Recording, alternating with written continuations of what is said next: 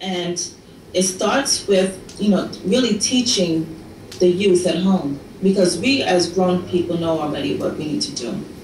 And we really need to go home and start from the inside out, domestically, locally, nationally, internationally. And so I praise Allah, and I give thanks for you all instituting and doing what you need to do within temple structure, because the Prophet came to teach the Asiatics and gave us, according to Acts 6, the measure to be able to teach nationality and birthright, and be able to confer nationality among the Asiatics in North America, because we are the keys of civilization. Islam? Islam. And in doing so, we become a model. We become a vehicle in which someone else can come through. Because, the Moorish Science Temple is like a womb, is the mother, and it's no different from bringing a soul into the world for manifestation. When a brother or sister comes through these doors of the Moorish Science Temple of America and receive their nationality and birthright, they've been delivered. And the polarity is that when a woman gives birth, she delivers as well, but the jurisdiction and the venue is a completely different monster.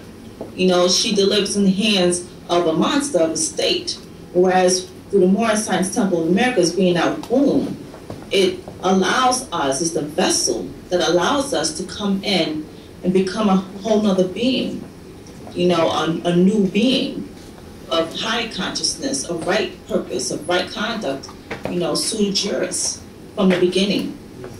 So it's as though we have to go through a second birth. Islam. Islam.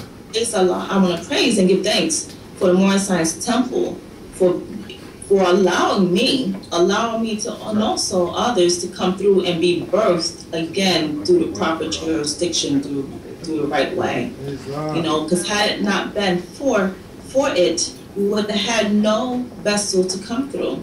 And this is sort of the degrees with the spirits, the evil spirits moving now, and how spirits need a form to come through and to do its works.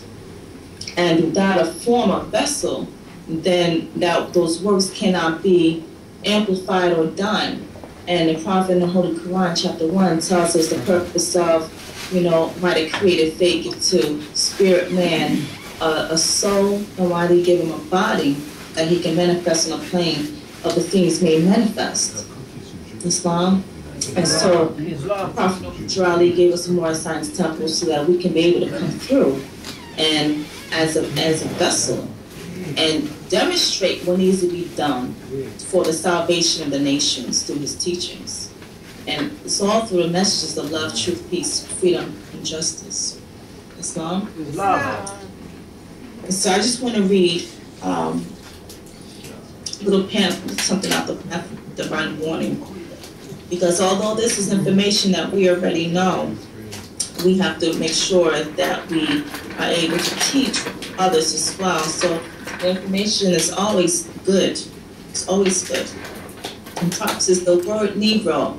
Deludes in the Latin language to the word nigger, the same as the word colored, deludes to anything that's painted, stained, varnished, and dyed. And every nation must bear a national descent name of their forefathers, because honoring their fathers and their mothers, your days will be lengthened upon this earth. If these names have never been recognized by any true American citizen of this day, and through your free national name, you are known and recognized by all nations of the earth that are recognized by said national governments which they live. And so there isn't but one supreme issue for my people to use to redeem that which was lost, and that is through the above statements. Then the lion and lamb can lie down together yonder hills, and neither be harmed, because love, truth, peace, freedom, and justice will be reigning in this land.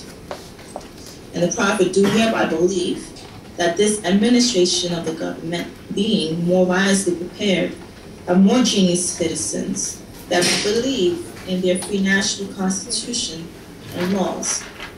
And through the help of such classes of citizens, I, the prophet, truly believe that my people will find the true and divine way of their forefathers, learn to stop serving carnal customs and merely ideas of men that have never done them any good but have always harmed them. Islam? Islam. And so the purpose of reading that was to instill, again, the object of the organizations to make us better citizens. And so that when Asiatics come through the doors, we are able to influence them in a positive way. So structure is what we needed.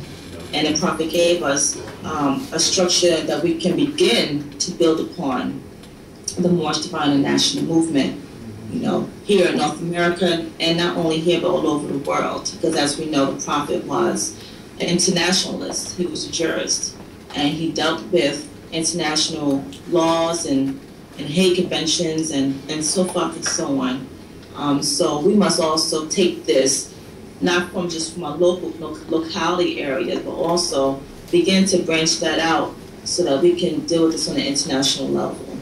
Because we need to have ally, an ally within other national groups, organizations, and governments that have the same messages, so that we can be a more positive effect for the salvation of all nations, not just the Moorish Americans, but everyone. And that should be that's the goal. And this is what the Prophet talks about, the Moorish Science Temple of America, providing charity, providing employment for boys and girls, for men and women, education. All these things were set up for the whole purpose of being able to function as a nation functions. So we have to begin to continue to implement every structure, every facet of what the Moorish Science Temple or what the Moorish Divine National Movement, and I say them together because you can't have one without the other, to be able to really be effective. And what we're doing and the connection that we have with Moors in Canada and the works that we're doing is necessary. And these works have to continue, not just among us, but among other Moorish groups, Moorish Science Temples. We have to begin to unify to be able to have a strong core and unit to be able to function as a nation together. Because together we stand, and divided we fall. And we fell again. We fell before. And we don't want to continue to repeat that cycle of falling, because that's why we're here in the first place. We fell from the Creator in the beginning. So we have to master all our lessons so that we can get back to the grace and become man, becoming that which man knows in his higher self. The mother of virtues and harmony's life that breeds justice, mercy, love, and right. So if you see that your actions are not producing any of those principles, then it's a sign that you have to strive harder towards that. And that's the divine aspect of this movement, is to not only teach us how to understand the laws as being a good citizen, is a responsibility of a citizen, but to also be instilled with the proper conduct and character to be an example, to unfold. Because, as I always say, the Constitution is a written document, the greatest document ever written, for the securities and enjoyments of property for all people in this land. And the Constitution was set in place so that no man is deprived of their rights, that man may live in peace with other people, other nations. This is what talks about the lion and the lamb lying down together, one representing the rich, representing the poor, and that's a polarity that can be dealt with on different degrees, but it's about peace. And peace, the very name Islam means peace, and the goal of man is to be at peace, not just with itself, but with everyone. And when you're at peace with yourself, you can be at peace with everyone.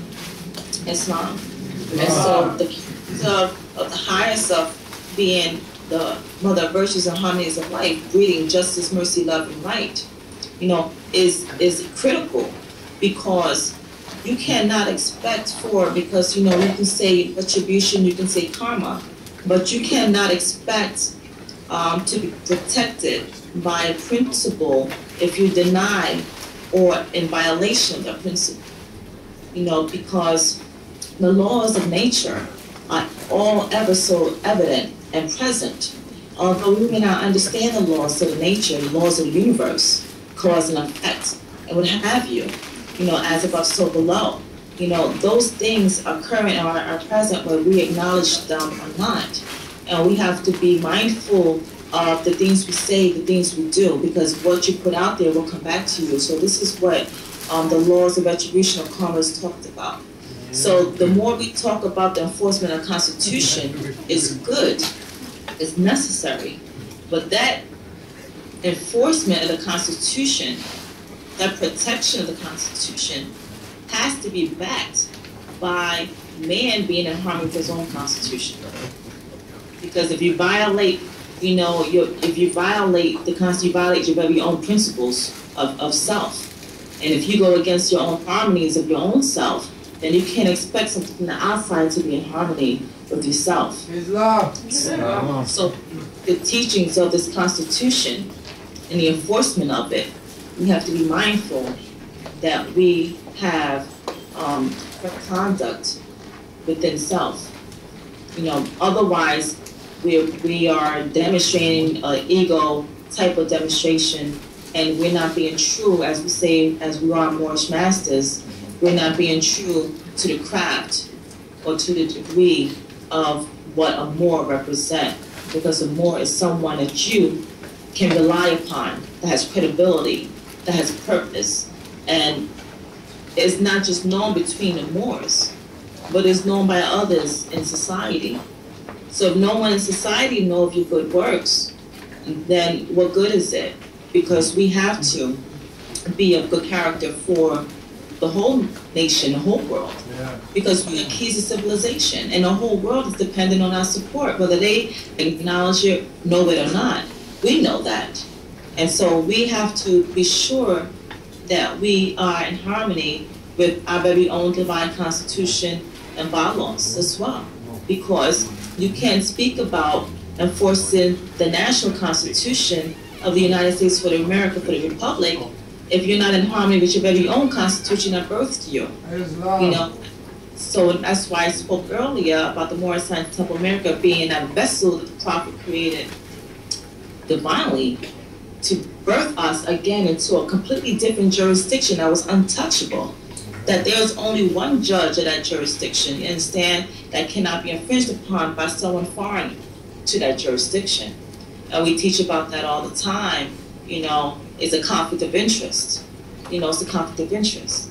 And so we have to be able to be in harmony with our physiological self, mental self, as well as the Constitution that was handed down to us by the Prophet, the divine Constitution and bylaws. If we can honor and demonstrate and be in accordance with the divine Constitution and bylaws of the Moorish Science Temple of America, which is domestic, then we can't expect for something national to be able to afford us the same representation and protections and equality.